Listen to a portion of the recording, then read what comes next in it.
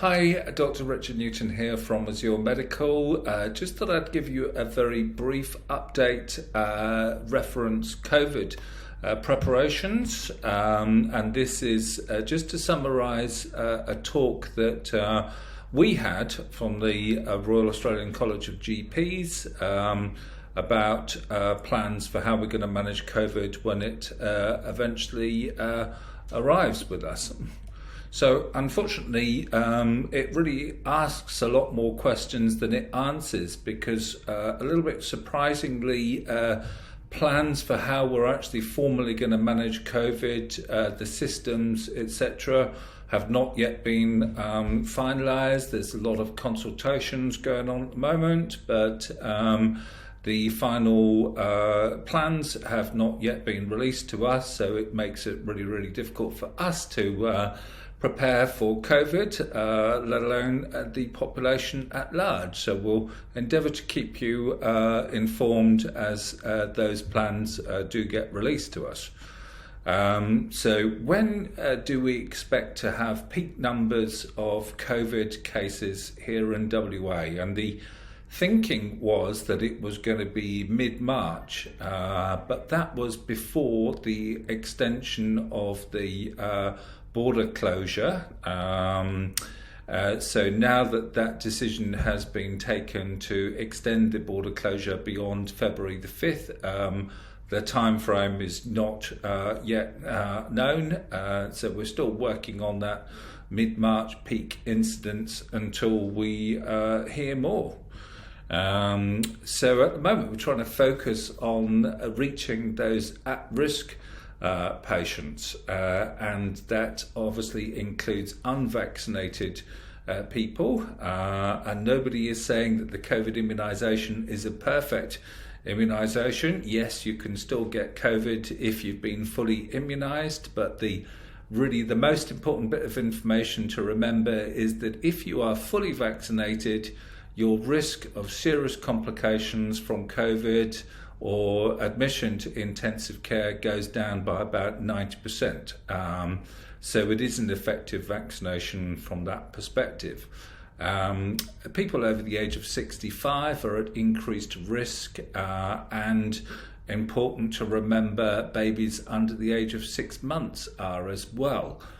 In that population, babies, they can get not only respiratory symptoms of cough, shortness of breath, breathing difficulties, but can develop quite severe diarrhea and vomiting, leading to dangerous levels of dehydration. So very important to remember that.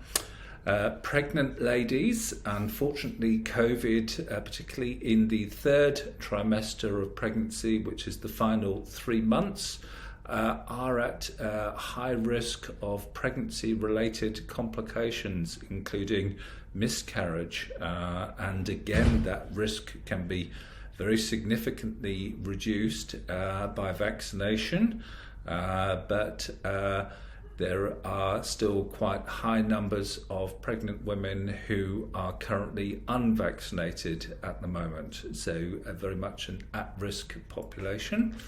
And obviously we're trying to focus in WA on reaching those culturally and linguistically diverse populations.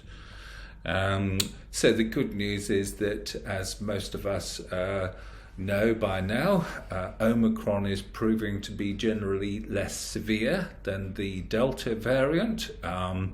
Even in the under 5s who are not currently being vaccinated, they will usually only have a mild illness, but in rare cases, people can develop a multi-system disease causing inflammation of other organs such as the heart and the kidneys, rendering them very sick. That's actually the case with most infectious diseases, and as yet we don't know how the risk of that compares to the risk of similar complications with other infections such as streptococcal sore throats.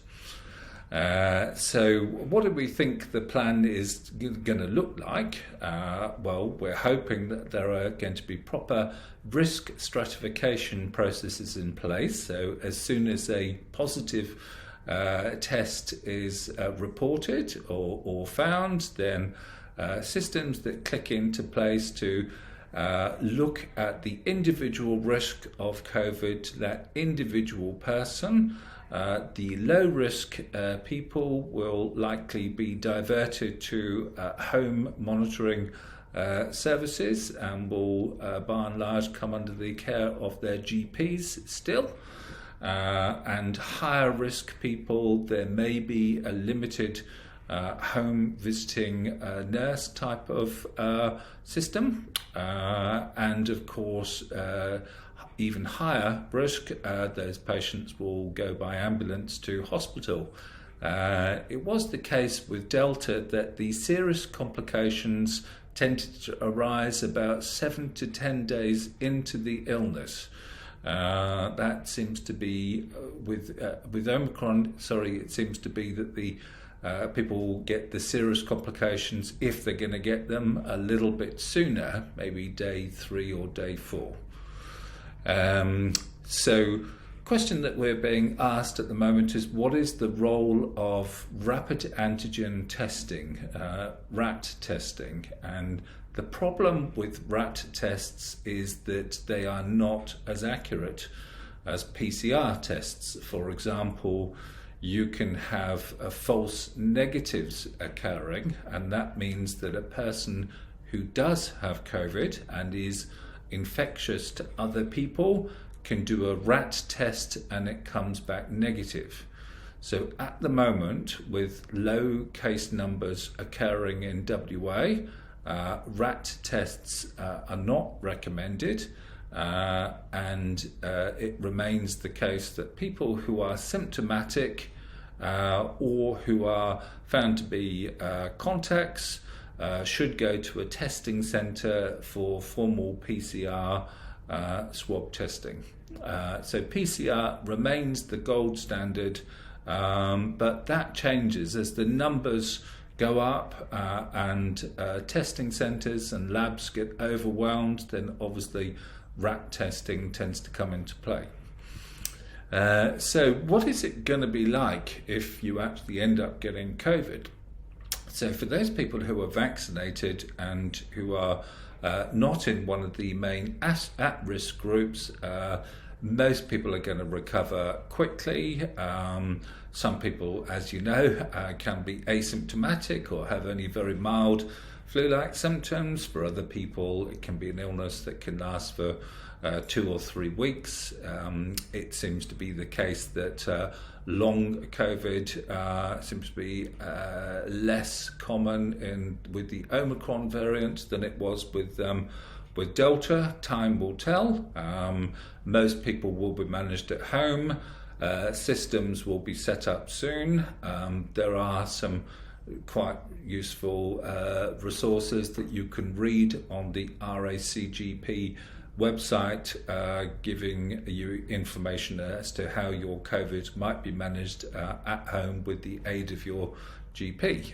And what are we going to be doing as a clinic to respond? Well, as with previous periods of increased COVID activity, we're going to be increasingly screening patients before they can come into the clinic.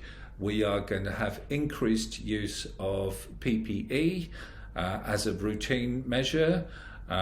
We will be swinging back towards video and phone consultations when that need arises, only doing face-to-face consultations in a safe manner and for those people who really need to be physically seen. Don't forget that these days we can do electronic scripts and electronic referrals, so the need to have bits of paper signed is much less than it used to be.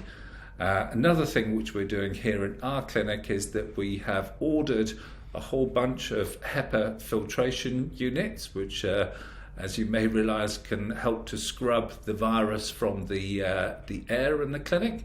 We've put our order in. Unfortunately, they're sold out, and so we're not going to get those units until late February or mid-March. So, but the order has gone in, and that's all we can do. So, look, I'm sorry that I can't be more specific and useful about exactly what is going to happen. It is a bit of a work in progress, very frustrating for us as well as for you, and we'll endeavour to keep you informed regularly. So thanks very much again for your time.